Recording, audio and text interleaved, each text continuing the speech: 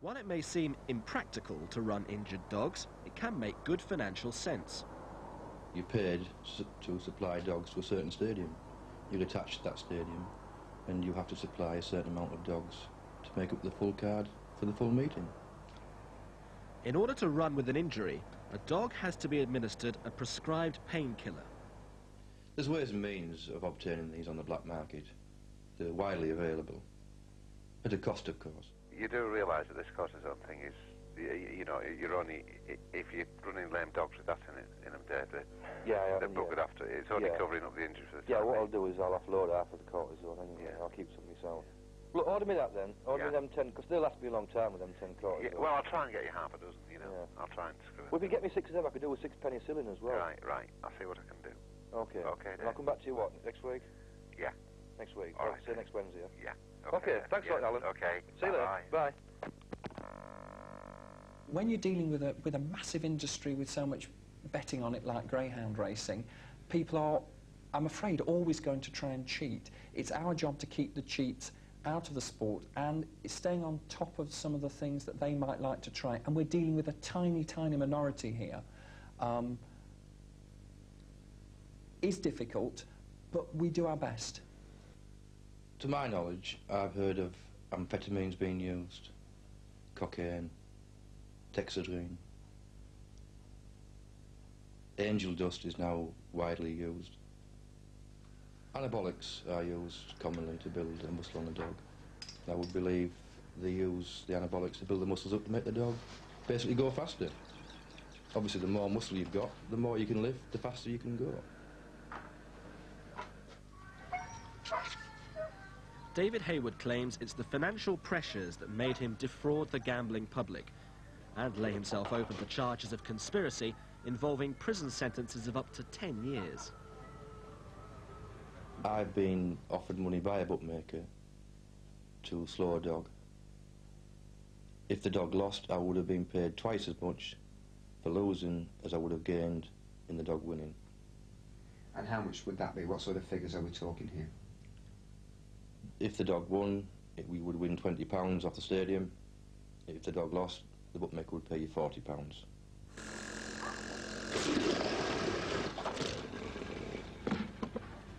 A greyhound can live for about 14 years, but its racing career ends early. And that's where the problem of what to do with these thousands of retiring young dogs really starts. More times than we would like to care about, we're asked to humanely destroy animals. Our job is trying to rehome as many animals as possible, to educate our people on breeding animals and overbreeding. The more animals that are bred, obviously the more is going to come onto us and the more difficult we find to rehome those animals. We have come across several cases whereby owners have got someone else to dispose of an animal for them. On a number of times we have found animals which have been clubbed to death, the ears cut off and dumped either on waste ground somewhere where it's not going to be found too easily, or dumped in the foil. Household items and cleaners have been used to inject animals. Obviously that must be very stressful and very painful on a dog. There are other fates that may befall the racing greyhound when its short career is over. The vivisection will pay the man who delivers the dogs about £20 a dog, I believe the figure is. Racing greyhounds are considered ideal for vivisection, as these pictures from America show. They have a cardiovascular system similar to a human being. In 1992, 55 greyhounds were used for vivisection in the UK.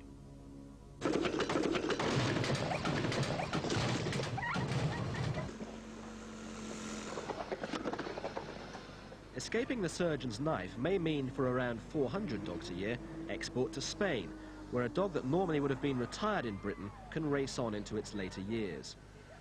Concern over poor conditions there led to an inquiry by the World Greyhound Federation in 1992. Spain are members of the World Greyhound Racing Federation. A team from that federation that did include people from the NGRC went over there and made a series of recommendations about all aspects of Spanish greyhound racing, and those recommendations have been implemented. So it's a situation that does need monitoring, that still needs very careful consideration, but it's a situation that I believe is improving all the time. Have you been in the kennels? Personally, no. Using a hidden camera on the line gained access to the racetrack kennels in Valencia. The kennels are heavily guarded to keep out intruders. The conditions we found show that the WGRF's recommendations have not been implemented. For instance, the WGRF recommended cages be provided in the van used to transport greyhounds between the home kennels and the stadium. This has not been done. They recommended that bedding be provided in the kennels. This also has not been implemented. The Spanish Greyhound Federation promised the WGRF in writing to implement all recommendations with a re-inspection before the 30th of June 1992. This re-inspection didn't happen. In Valencia, we found the dogs in miserable conditions. They're kept in 1 metre square cages for up to 23 hours a day. Many are severely underweight, and dogs even run loose in the kennels, unmuzzled, searching for scraps of food. They're let loose together in the compound for half an hour while the kennels are hosed, leading to frequent fights and subsequent injuries like infected bites. Kennel hands control the dogs with rubber hoses. On the line can find no basis for the industry's estimate that only 500 dogs are put down every year. In the UK and Ireland, 30,000 dogs are registered every year and 30,000 retire. Here in Londonderry, this is just one of almost 200 greyhounds that will be put down in this small city alone this year. The disappearance of these 30,000 greyhounds every year and the abuse of dogs while racing is casting a shadow over the sport as an entertainment industry. They are not just entertainment, they're living creatures. Something has got to be done. The states we've picked them up in, if we picked a cruelty case up and went to one of these Christmas do's and took the dog with us, do you think they'd enjoy it then? But I just don't think they realise.